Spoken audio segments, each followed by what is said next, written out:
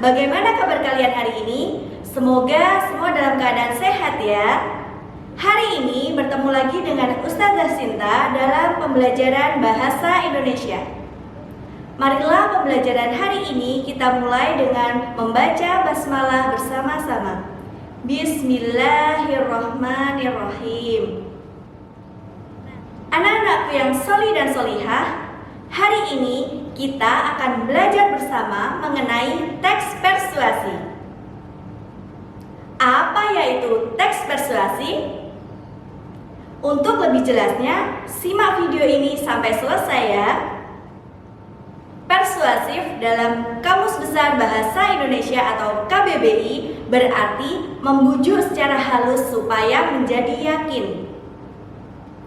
Jadi, teks persuasif adalah bentuk karangan atau paragraf yang bertujuan untuk meyakinkan orang lain, baik pendengar maupun pembacanya. Paragraf persuasif memiliki ciri-ciri sebagai berikut. Yang pertama, mempengaruhi pembaca dan memiliki alasan-alasan yang kuat disertai dengan data dan fakta. Yang kedua, meyakinkan pembacanya untuk melakukan atau mempercayai yang ditulis oleh penulis.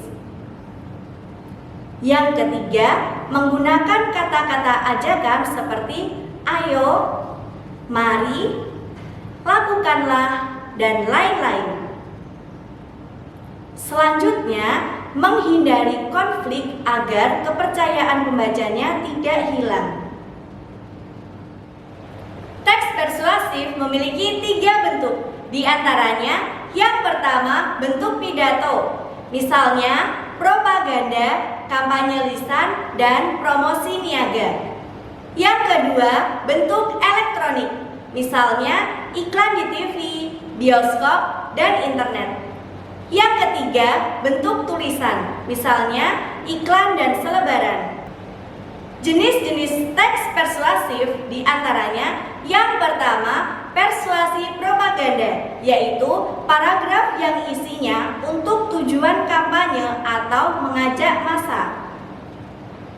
Yang kedua, persuasi politik, yaitu karangan persuasi yang digunakan untuk tujuan politik dan kenegaraan. Yang ketiga, persuasi pendidikan, berfungsi untuk menyampaikan pesan-pesan pendidikan. Dan yang terakhir, persuasi advertensi, berfungsi untuk mempengaruhi calon konsumen untuk membeli barang atau jasa yang ditawarkan oleh penulisnya. Nah, kemudian kita masuk pada materi struktur dan kebahasaan teks persuasi. Struktur teks persuasi terdiri dari yang pertama, pengenalan isu. Pengenalan isu yaitu berupa pengantar mengenai masalah yang menjadi dasar tulisan. Struktur yang kedua yaitu rangkaian argumen. Rangkaian argumen yaitu berisi sejumlah opini pengarang atau penulis tentang isu yang dikemukakan pada bagian sebelumnya. Struktur yang ketiga yaitu pernyataan ajakan, yaitu pernyataan yang berfungsi untuk mengarahkan dan memperkuat ajakan-ajakan. Lalu, struktur yang keempat adalah penegasan kembali, yaitu berisi ungkapan-ungkapan seperti kata demikianlah, dengan demikian, dan oleh karena itulah. Selanjutnya, kita akan membahas mengenai kaidah kebahasaan teks persuasi. Kaidah kebahasaan teks persuasi diantaranya yang pertama, menggunakan pernyataan yang mengandung ajakan, dorongan, bujukan, dan sejenisnya. Pernyataan bujukan ditandai dengan menggunakan kata penting, harus, sepantasnya, dan kata kerja imperatif jadikanlah. Selain itu, sering ditemukan kata-kata seperti jangan, sebaiknya, hendaknya, dan waspadalah. Lalu, kaidah kebahasaan teks persuasif yang kedua adalah terdapat pendapat dan fakta. Fungsi pendapat dan fakta adalah untuk meyakinkan pembaca sebelum mendapatkan bujukan-bujukan. Kaidah kebahasaan teks persuasif yang selanjutnya yaitu menggunakan kata teknis atau istilah, yaitu kata atau gabungan kata yang dengan cermat mengungkapkan makna konsep, proses, keadaan, atau sifat khas dalam bidang tertentu. Kaidah kebahasaan selanjutnya yaitu menggunakan konjungsi kausalitas. Konjungsi kausalitas yaitu kata penghubung sebab yang menjelaskan bahwa suatu peristiwa terjadi karena suatu sebab tertentu.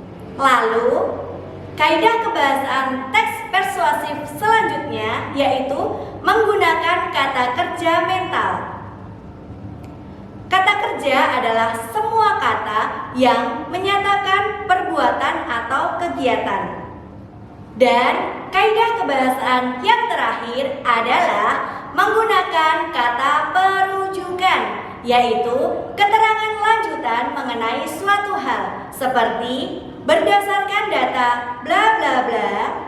Bisa juga seperti merujuk pada pendapat bla bla bla. Nah, anak-anakku yang salih dan solihah, demikian tadi materi kita mengenai teks persuasif.